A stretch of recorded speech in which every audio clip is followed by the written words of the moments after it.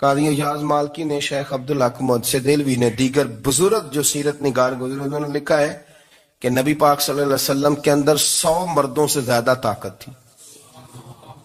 100 مردوں سے زیادہ طاقت. اب جو بات کہنے لگا ہوں، جو نتیجہ دینے لگا ہوں، اس پر خاص توجہ آپ فرمائیں گے. ذرا فکری طور پر، نظریاتی طور پر ایک چیز کو سمجھیے.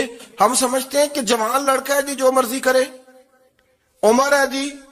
آپ ذرا بات پر غور کیجئے گا کہ حضور صلی اللہ علیہ وسلم میں طاقت 100 مردوں سے زیادہ ہے اور حیا کنواری لڑکیوں سے بھی زیادہ ہے.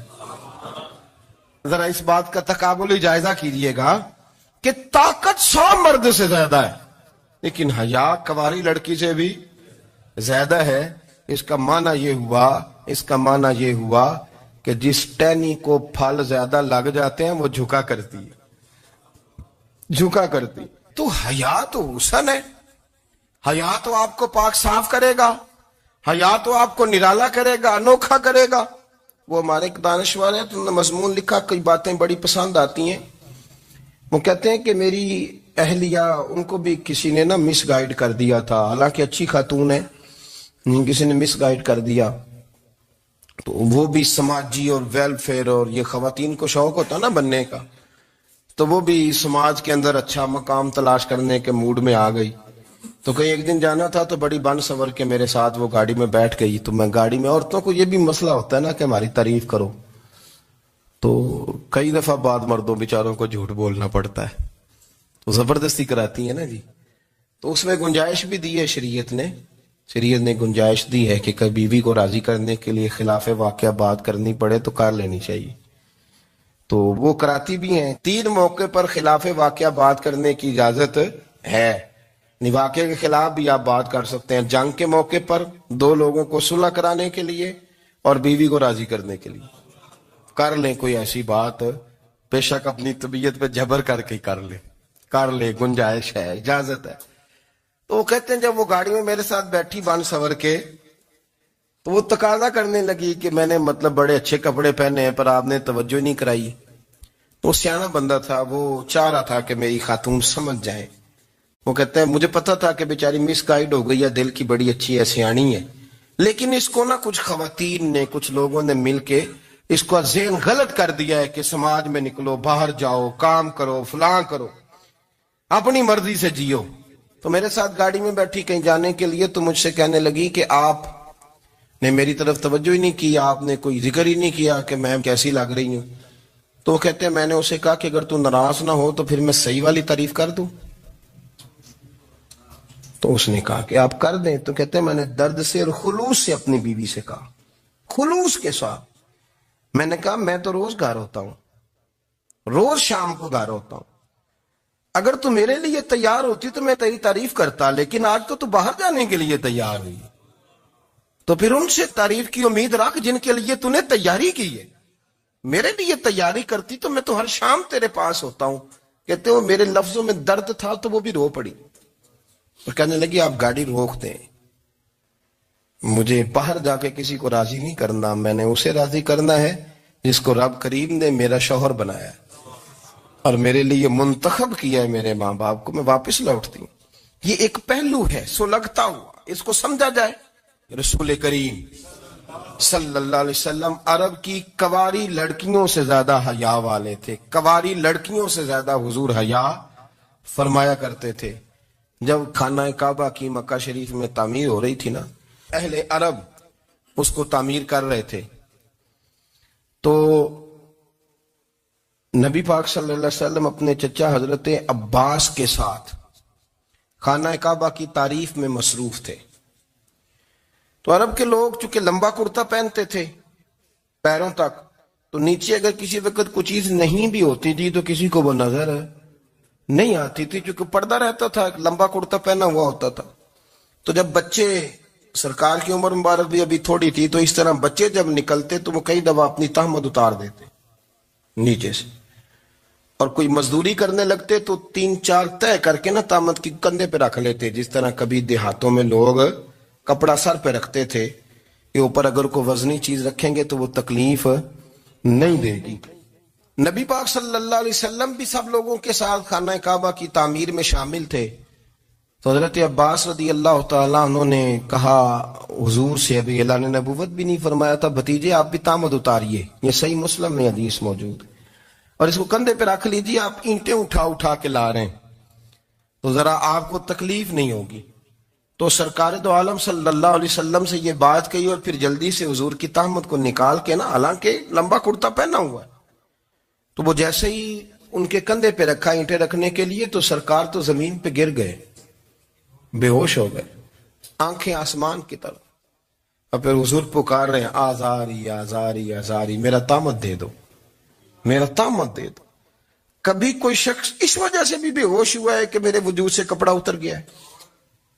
حالانکہ سرکار پر وہ بے ہوشی بھی نبی پاک کا وہ جو غلبہ ہے نا شرم و حیا کا، اس کی وجہ سے ہوئی. ورنہ تو حضور فرماتے ہیں کہ میری آنکھیں سو جاتی ہیں، دل تو میرا اس عالم میں بھی جاگتا رہتا ہے. تو سرکار زمین پہ تشریف لے آئے، آنکھیں میرا تامت دے دو، میرا تامت دے دو. تو جلدی سے انہوں نے تامت دیا تو حضور نے باندھ لیا. پھر طبیعت مبارک میں تسلی ہوئی. یعنی ہم اس رسول کے غلام ہیں کہ جن کے تو وجود سے کپڑا اتر جائے تو حضور برداشت نہیں کرتے، قبول نہیں فرماتے، تکلیف شروع ہو جاتی. لیکن یہاں نوجوان ہیں اور بڑا قد کاٹ ہے اور بڑے بڑے سمجھدار لوگ ہیں، گرمی آتی ہیں تو شارٹ کپڑے پہن کے گھومتے ہیں. ان کو خیال نہیں کہ یہ وہ والا لباس ہے جو باہر تو کیا گھر میں اماں کے سامنے نہیں پہننا چاہیے، بہنوں اور بیٹیوں کے سامنے نہیں پہننا چاہیے. آپ کی گفتگو میں شرم و حیا ہو، آپ کے لب و لہجے کے اندر حسن ہو. آپ کو پتہ ہے نبی پاک صلی اللہ علیہ وسلم نے فرمایا میری امت میں سب سے زیادہ حیا کرنے والے عثمان غنی ہیں. عثمان غنی سب سے زیادہ حیا کرنے والے. آپ فرمایا کرتے تھے جب سے حضور کا چہرہ دیکھا ہے میں نے کبھی اپنی شرمگاہ بھی نہیں دیکھی، میں نے آنکھوں کا وضو نہیں توڑا. اور جب سے حضور کے دست مبارک میں میں نے بیعت کے لیے سیدھا ہاتھ بڑھایا تو پھر سیدھا ہاتھ میں نے کبھی گندگی کو نہیں لگایا. حیات. آپ باتھ روم کے اندر بھی غسل فرماتے تھے تو کپڑوں سمیت کرتے تھے. کسی نے کہا حضرت جی واش روم کے اندر کیوں نہیں کپڑے اتارتے؟ آپ فرمانے لگے باہر بندوں سے حیا کرتا ہوں، اندر جاتا ہوں تو رب سے حیا آنی شروع ہو جائے، وہ تو دیکھ رہا ہے نا. تو میں جو بات آپ کی خدمت میں عرض کرنا چاہتا ہوں اس کو آپ سمجھیے گا میرے عزیز، کہ شرم والا مزاج، گفتگو بھی شرم والی، آنکھیں بھی شرم والی، لباس بھی شرم والا، دوستی یاری بھی شرم والی، بہت ساری ایسی باتیں. دیکھیں نا آپ ذرا، میں نے کہا کہ باتوں کو سن کے گزر نہ جایا کریں، اس کی گہرائی پر غور کریں. حضور علم کا سمندر ہے، سرکار سے زیادہ علم دنیا میں کسی کے پاس موجود نہیں ہے، اور صحابہ کو موقع ملا ہوا ہے اس سمندر سے فیض لینے کا. لیکن ان کی حالت یہ ہے کہ حضرت علی المرتضیٰ فرماتے ہیں 14 دن گزر جاتے، حضور سے کوئی سوال پوچھنا ہوتا تھا پر میں شرم کے بارے نہیں پوچھ پاتا تھا. 14 دن بخاری شریف میں موجود ہے. ایک دن نبی پاک صلی اللہ علیہ وسلم نے پوچھا صحابہ سے کہ وہ کون سا درخت ہے جس کے پتے نہیں گرتے، اور وہ درخت اس طرح ہے جس طرح مومن ہوتا ہے، وہ درخت میرے مومن کی طرح بتاؤ. حضرت عبداللہ ابن عمر فرماتے مجھے پتا تھا کہ وہ کھجور کا درخت ہے، لیکن چونکہ ابو بکر صدیق بھی بیٹھے ہیں، عمر فاروق بھی بیٹھے ہیں، مولا علی بھی بیٹھے ہیں، عثمان غنی بھی بیٹھے ہیں، اتنے جید لوگ بیٹھے ہیں، تو مجھے حیا آتی تھی کہ میں کیوں جواب دوں. کہتے ہیں سرکار نے کئی دفعہ پوچھا، لوگوں نے کئی اور درخت بتائے پر فرمایا تمہارا جواب درست نہیں ہے. آپ حیا کے اس پہلو پر غور کریں کہ سوال کا جواب آتا ہے، سوال کا جواب، یعنی مجھے سوال کا جواب آتا اور پھر میں دوں نہ، مجھے بدعزمی نہ ہو جائے گی. یہ کیسے ممکن ہے کہ میری رات گزر جائے، مجھے پتا بھی تھا میں نے بتایا نہیں.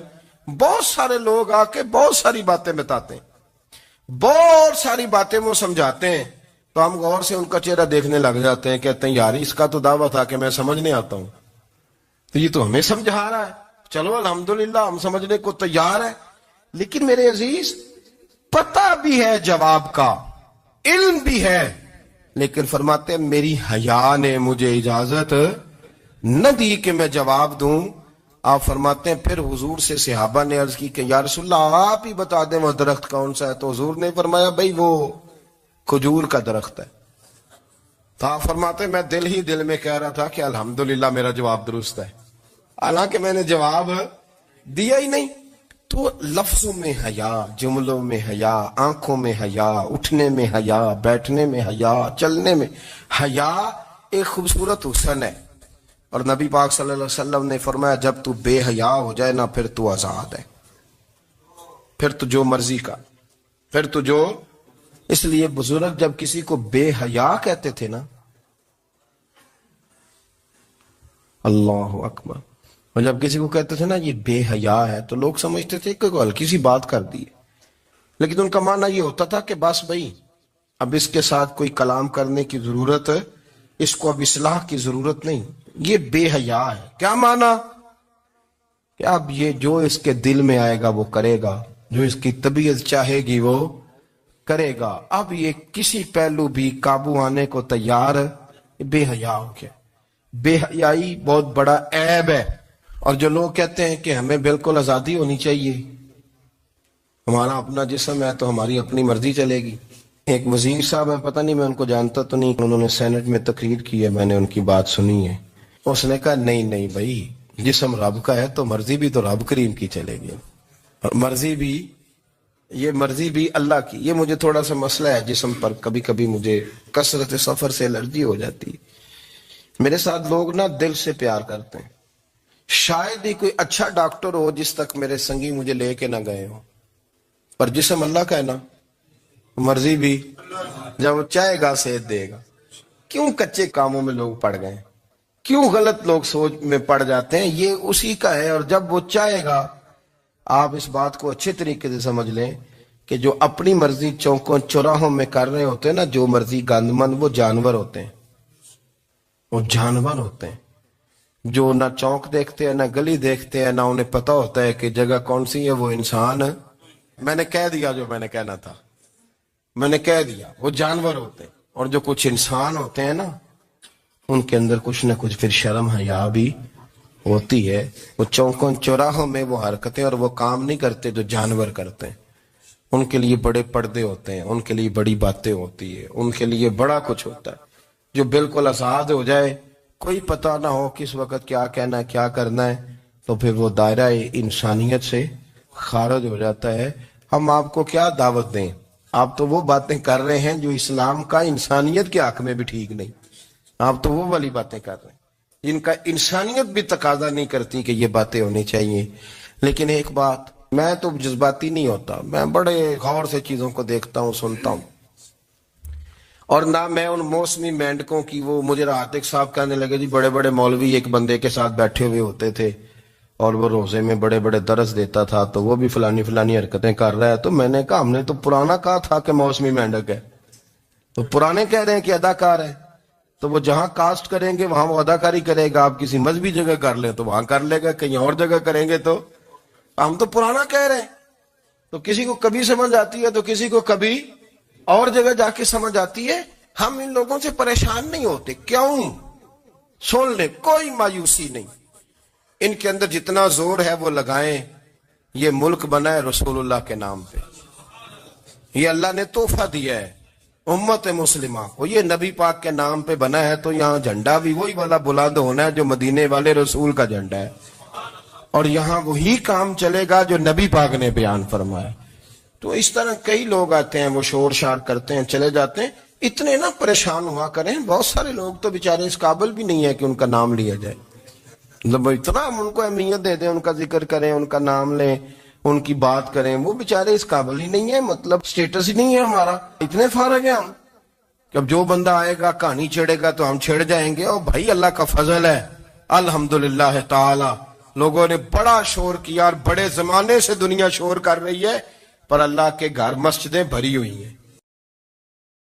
یہ جو بچیوں کو بچے مس گائیڈ کرتے ہیں، انہیں بڑے بڑے خواب دکھاتے ہیں، وہ بیچاری ماں باپ کو چھوڑ کے، بہن بھائی کو چھوڑ کے اس کے ساتھ شادی کرتی ہے. پھر جو اس کا بعد میں حشر ہوتا ہے، آپ ادلیاں نو سردار پہن تکے تے شرما والیاں نو جھوٹے ڈولیاں دے. پھر وہ بیچاری ماں باپ رکھتے نہیں، وہ ظلم کرتا ہے تو کتنی بڑی تکلیف میں وہ بچی آ جاتی. نازک شیشی ہوتی ہے نا تو ٹوٹ جاتی. یہی حال اب جدید خواتین اور یہ جو کچھ اینکر پرسن ہیں، یہ اصل میں نا یہ آپ کو سیاست سکھاتے ہیں، لیکن یہ مادر پیدر آزاد لوگ ہیں، بالکل آزاد۔ یہ تو علماء شور نہ کریں، بات نہ کریں، گفتگو نہ کریں، مشائخ بات نہ کریں، اور یہ جو کچھ سنجیدہ اور دینی طبقہ ہے یہ کوئی شور نہ کرے، یہ تو روڈوں پہ ننگے ہو کے آ جائیں معاذ اللہ۔ خوفناک نظریہ رکھتے ہیں یہ لوگ۔ عورت کو کہتے ہیں تیرے حقوق ہم تجھے لے کے دیں گے، مثلاً وہ کون سا حق ہے جو تم نے لے کے دینا ہے؟ میرے نبی کریم صلی اللہ علیہ وسلم اس کو بیٹی بھی بنایا ہے، اس کو بہن بھی بنایا ہے، اس کو ماں بھی بنایا ہے، اسے بیوی کا عالی شان رتبہ بھی عطا فرمایا ہے۔ اور چونکہ بیٹی کا بھی حق بڑا بیان کیا جاتا ہے، بہن کا بھی، ماں کا بھی، اور بیوی کے معاملے میں لوگ سمجھتے ہیں کہ زیادہ بات نہیں کرنی چاہیے، شاید مسئلہ خراب ہو جائے۔ حالانکہ نبی پاک صلی اللہ تعالی علیہ وسلم نے بیوی کے بارے میں پتہ کیا فرمایا؟ فرمایا جب تم نکاح کر لیتے ہو تو اپنا ایمان محفوظ کر لیتے ہو۔ اب میں اس کی شرح نہیں کرتا، اب خود کر لیجئے گا کہ وہ ایک ایسی شخصیت ہوتی ہے کہ جس کی موجودگی میں آپ کا ایمان محفوظ ہے۔ اب میں نہیں سمجھتا کہ اس سے بڑی بات کوئی اور ہو سکتی ہے، جس کی موجودگی میں آپ کا ایمان، اور بھئی یہ حدیث پاک عرض کر رہا ہوں، نکاح جب کوئی کر لے تو اس نے اپنا ایمان مکمل کر لیا۔ اس کا معنی یہ ہوا کہ آپ کا ایمان محفوظ ہے اس کی موجودگی میں، تو اس سے زیادہ بھی، یعنی ایمان سب سے قیمتی چیز ہے نا، تو اس کے محفوظ ہونے کی وجہ حضور نے نکاح بیان کر دی۔ تو اب میرا خیال ہے بیوی اگر کوئی اس سے بڑا حقوق مانگے گی تو بیوقوفی کرے گی۔